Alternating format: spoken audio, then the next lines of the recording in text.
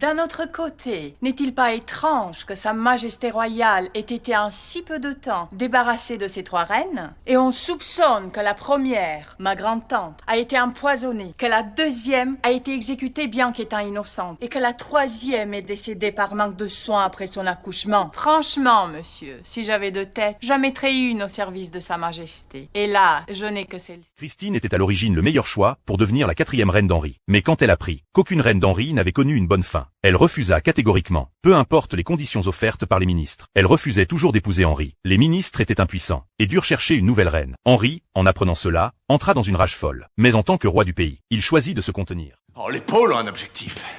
Les gens parlent de ce pauvre petit garçon dans la tour et de la pauvre Lady Salisbury, mais laissez-moi.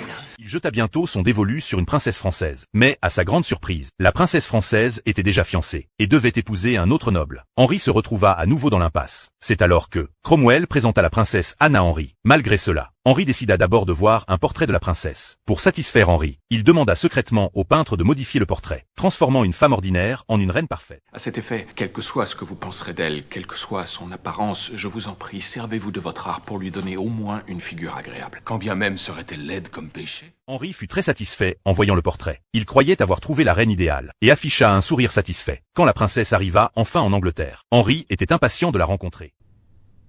Madame,